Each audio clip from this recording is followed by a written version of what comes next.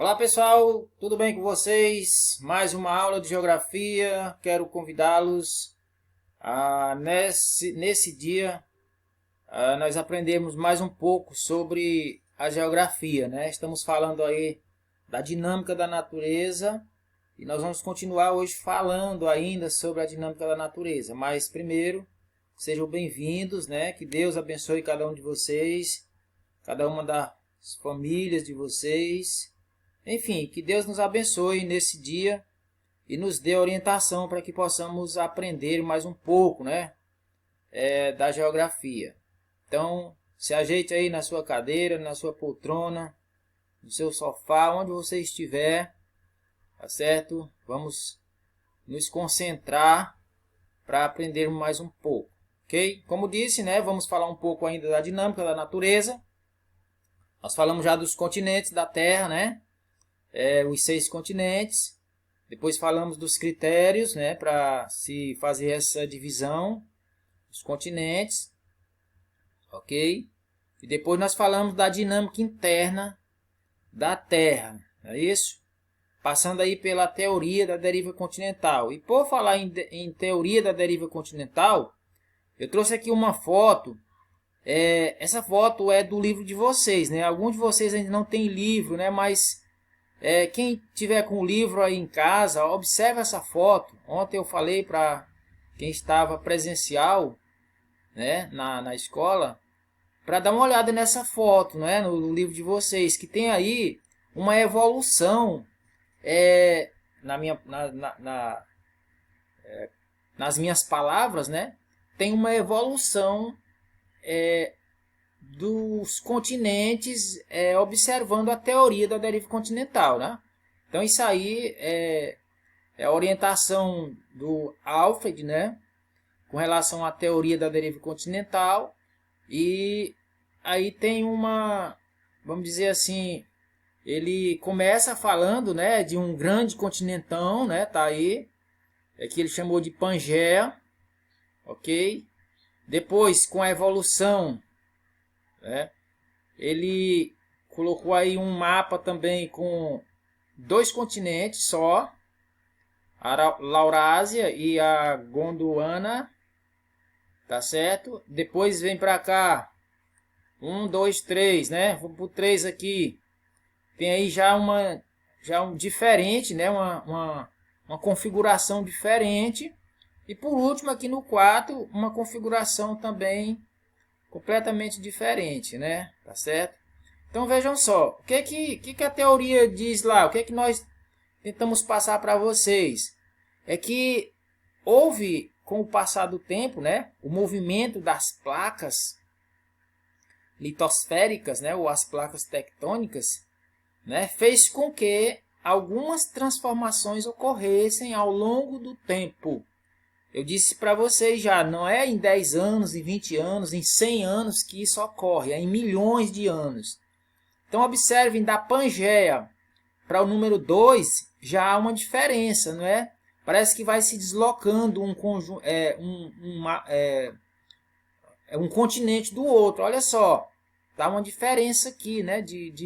Como se ele tivesse se descolado, né, do outro continente. E aqui no número 3, você já percebe bem mais nitidamente, né? A África aqui se descolando aqui do continente asiático e europeu, né? Ok?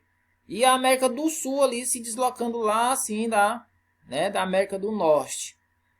Ok? Então é essa a defesa, né, do autor dessa teoria, né? Dizendo que houve essas mudanças, né? Ocorreram essas mudanças ao longo do tempo, né? E nós estamos aí estudando essa teoria. Falei ontem na sala de aula que ninguém tem a obrigação de acreditar nessa teoria, né?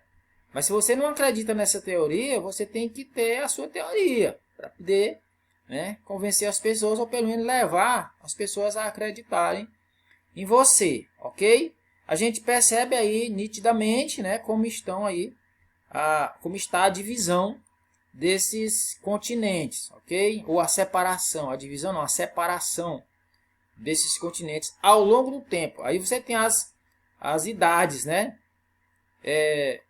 de um para o outro, né? De uma mudança para outra. Sempre são milhões de anos. Não tem 10 anos, 5 anos, 20 anos, 100 anos. Né? São milhões de anos. Então, aí alguém uma vez perguntou para mim o seguinte: professor, se foi desse jeito aí, se ao longo do tempo foi se deslocando uns dos outros, então vai continuar. Sim, vai continuar. Daqui mais uns milhões de anos, né? Quem estiver na Terra, se tiver alguém na Terra ainda, né? Vai ver a diferença. Os professores de geografia e de história vão estar lá falando outras coisas, talvez baseado no que a gente está falando agora. Olha lá, em 2021, está no século 21, no ano 2021 também. Era assim. Agora, né, milhões de anos depois, tá desse jeito. Então, é assim, gente. É uma evolução aqui, né, nessa questão da separação, né? Do deslocamento desses continentes. Reforçar mais uma vez que isso aqui é uma teoria, viu, pessoal? Vamos para frente. Então, olha só. Para confirmar a sua teoria, Wegener considerou algumas evidências, né? Ele não disse só que os continentes se separaram uns dos outros e ficou nisso, não. Ele tentou embasar aqui, né? Ter uma base bem profunda, segura, né? Do que ele estava falando. Ele disse aqui, ó, pessoal, para confirmar a minha teoria, eu vou considerar isso aqui. Preste atenção nessas evidências aqui que ele considerou, né? São bem profundas aqui no que diz respeito ao embasamento dele. O formato da costa da África e da América do Sul são mais ou menos iguais, né?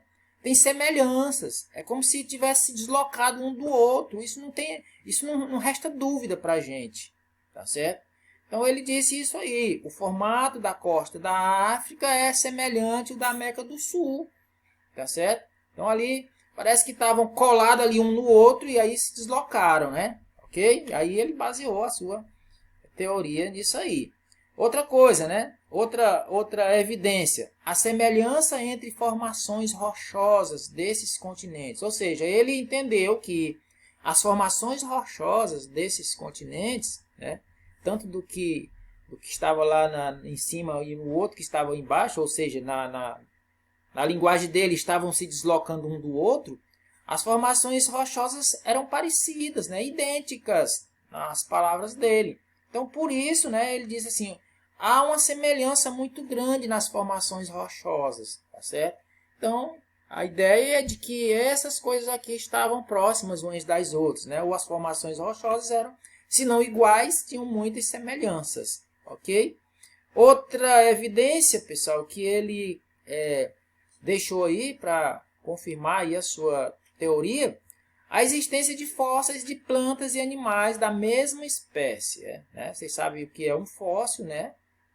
Tá aí no livro de vocês também, mas o fóssil é algo que foi vivenciado há milhões de anos atrás e hoje tem o formato. Né?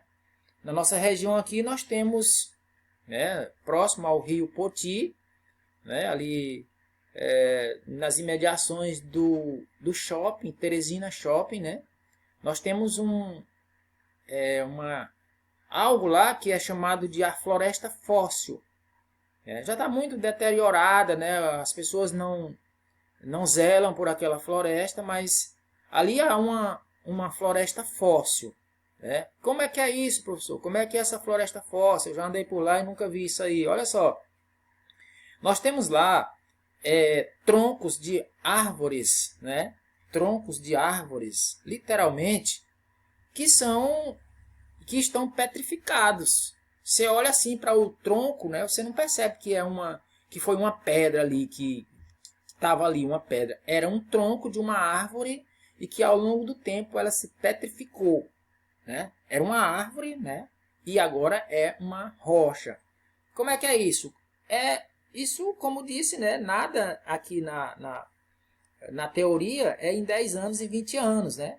São milhões de anos. Então, há milhões de anos atrás, supõe-se que lá tinha uma floresta mesmo, né?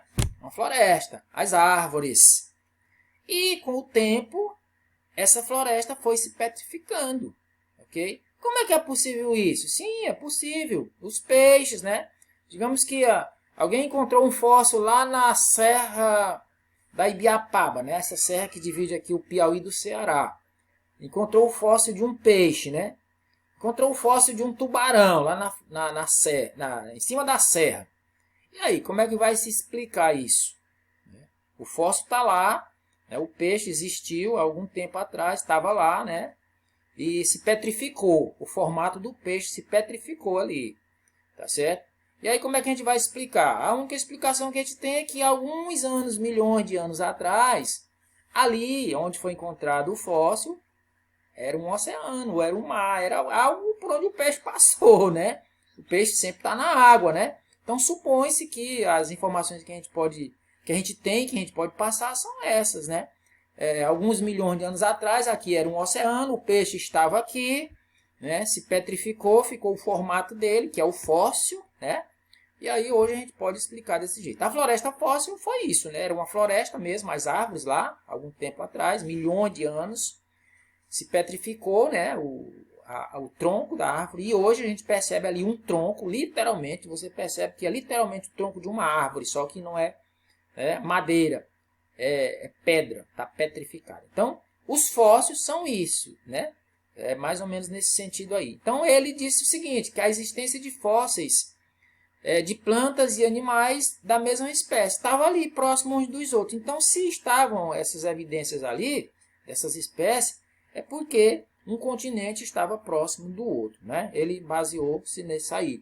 Então, aí a gente continua olhando aqui a estrutura interna da Terra, né? Que é formada por 3 partes principais, ok? A gente percebeu na aula passada que nós falamos aí, já começamos a falar da estrutura interna da Terra, né? Eu queria concluir hoje nessa parte da estrutura interna da Terra, que diz o seguinte: a estrutura interna da Terra é formada por 3 partes principais, né? Primeiro, o núcleo, né? É a porção mais central da Terra, com temperaturas que variam entre 3.000 graus e 5.000 graus, né? A temperatura é muito alta, ok? Por isso que os materiais aí estão tudo em forma líquida, ou se não líquida, um líquido pastoso, né? Aliás, uma estrutura pastosa. Não existe líquido pastoso, né? Mas uma estrutura pastosa, né? E que está a mais ou menos de 3 a 5.000 graus centígrados, né?